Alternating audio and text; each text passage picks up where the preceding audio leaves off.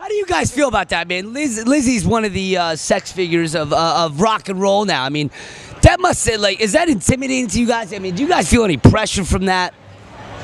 I mean, do you guys feel like, Liz, look at all these guys. It's cool, like, there's a lot of tampons. Well, you're her brother. I mean, oh yeah, I heard this before. This was the tampon rock. There's not that many girls that can actually back it up with the talent. You know, they're just a pretty figure out there, sex symbol, no talent. You know, can't even do anything.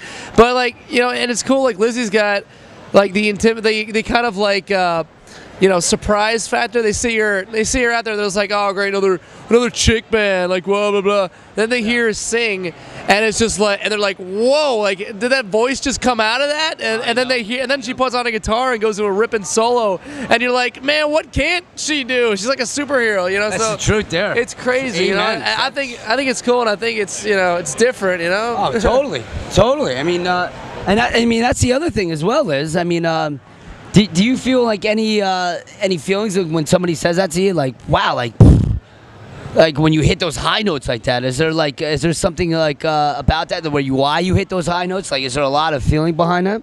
Of course there is. I'm an extremely bad liar, so it's like if you're music is something that I mean I've been in this band since I was 13 years old, and it's been a part of my life, forever. I don't think I'd be me without it.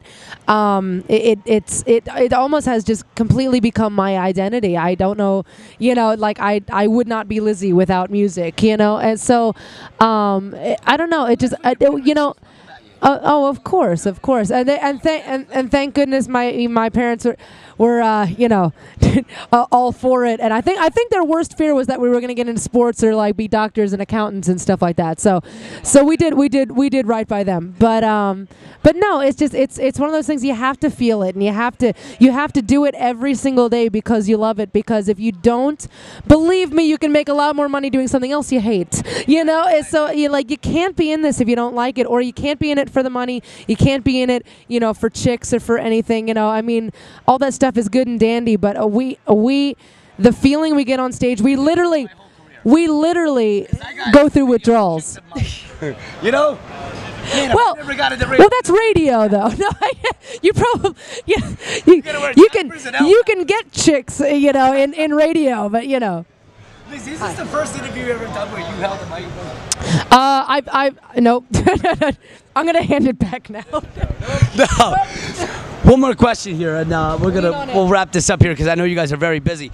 One of the bands that's on tour with you guys right now, and congratulations, guys, by the way, on this awesome tour. I mean, the show's about to come on stage. I mean, you guys are doing awesome. I mean, we saw you on Jimmy Fallon, which was sick. And you guys did that awesome. So I mean, that must have been quite an experience for all you guys. But one of the questions I have for you is, you guys did a song with Corey Taylor of Slipknot / Stone Sour. Tell me a little bit about that, because that has not been released yet.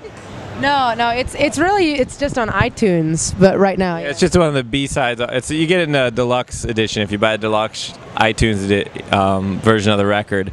Comes with a few extra songs. One of them is "Tell Me Where It Hurts" that we co-wrote with Corey Taylor out in LA. We spent a bunch of days with him. That one, huh? Yeah, yeah, and it was great, man. Corey is the coolest dude. If there's any doubt about his vocal abilities, all of that was erased when we were writing with him. We went and saw him sing with Camp Freddy out in Hollywood, which is this band made like Dave Navarro, I think Matt Sorum plays. All these, they just get together and jam, bring out different singers for every song. And Corey came out and did "Ain't Talk About Love" by Van Halen, and he slayed it. Like, did all of David Lee Roth's little, all the little things that David Lee Roth does, and he, like, coming from the singer from Slipknot, he nailed it, David Lee Roth, and I was like, all right, Corey Taylor's the greatest vocalist of all time. He's awesome.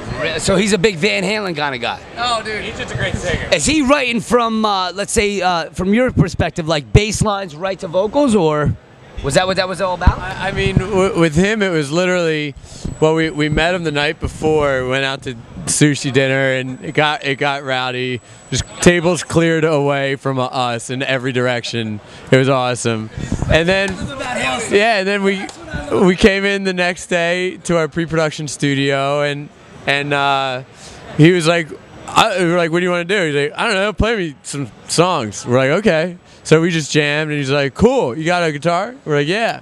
So he just stood up, and we all just started jamming, and literally just picked out some cool stuff to play. We're like, yeah, let's do this, this, and this. And it was just, we probably cranked out like 4 or 5 songs, like just jamming. And it was literally, you know, what do you think, Lizzy? And she's like, this is awesome. It's like she would go off in a corner and, you know, write down some words. It came so quickly, you know. It's like it was awesome, you know. Like when you have that type of powerhouse in the room, you can't help but like have some of that stuff rub off, and you just like want to keep writing. And we really, how many days was it? On something like that, how fast would it take you to write a song? I mean, does it take a spur of a moment? It depends. Like I can hit a note right here, or is there a guy in your life? Is there something that's like? It seriously depends. It's in all ways. There's no one of the great thing about songwriters. They're really and as much as some people like to write in formulas, there's really no formula for it.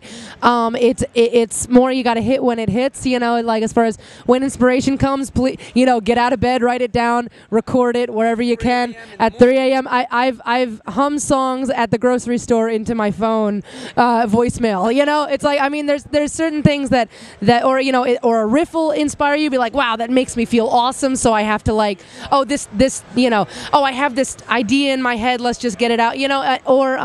And there are some songs like the song Familiar Taste of Poison, actually, whereas I was gonna get into that. I guess Disturbed's coming on. Disturbed's coming up here. Oh, Avenged Sevenfold, that's right. I guess I jumped the gun. You jumped the gun. Jumping the gun here. What are you doing about Avenged Sevenfold? Oh, dude, they're awesome. They're we can talk about this for hours. But no, go on. No. I was saying you know, there are some songs pieces that you write down and you don't finish, but you never throw them away. So Poison, oh, absolutely. You write down stuff. Oh yeah. Is it something like you write down things that are important to you, or stories that you heard from other people, or you know, I consider myself an observer, so I soak a lot of stuff in, and it's kind of like a binge and purge thing. You know, when people come to a Halestorm concert, I mean, what do they really expect to walk out after you come on and off the stage? Like, you know, what do you want people to feel the most? I personally, I want to make them feel the way I feel every day when I go out on stage. I want them to feel like a rock star. I want them to get the same tingling feeling that I was telling you about, you know, as they're walking away, and we try to give them everything that makes us feel good. We want to give that to them tenfold. So, you know, we feel like a rock show is something that we're supposed to do with them together. A song like a song like "I Get Off," like you get off on the crowd. Absolutely. Absolutely. That's not about doing. It's actually a metaphor for our live show and what we feel every day. You know, we literally get off on you getting off on us, and not to quote the song, but it's a give and take kind of love we make, and it really is. You know. Did you ever think after 10 years of performing all this, or I mean, longer than that now? I mean, 10 plus years. It's been like 13, I think. Yeah. Really? Yeah. I mean, just all those years that you put in that work. I mean, this is your first band.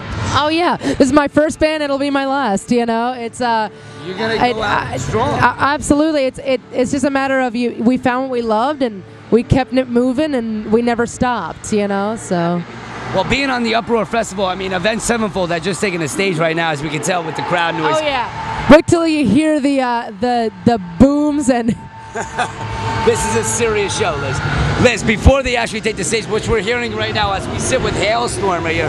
Liz, what are we gonna expect out of this whole you know, this Uproar Festival? I mean, what's gonna rock our knocks off? Oh God. Okay, so when awesome. at the Uproar, there is more pyro than Kiss. There is, you know how like normal people do costume changes. Some people do. You know, they change a jacket. These have full stage changes, whereas like you won't recognize the stage from one band to the next. You have absolutely everything. You know, you could possibly want out of a rock show on this. It's like a rolling festival, or has Vinnie Paul so bluntly put it as the rock and roll summer camp of debauchery.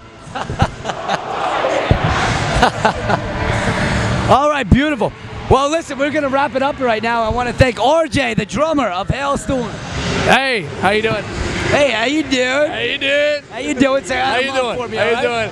Hi, Ma. Does Mom want a baby at all? I think she does. You were a bit tied up earlier, but now you might be able to. Heard she's a big Goldschlager fan.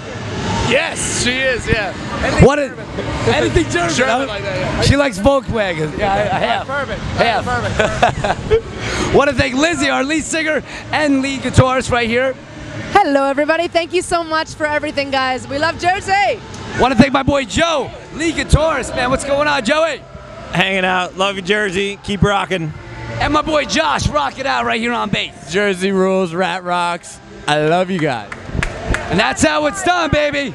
This is how we party. We're getting down. What do you say we go see Event Sevenfold? Let's go rock it. 95.9, The Rat. Mwah. Love you guys. More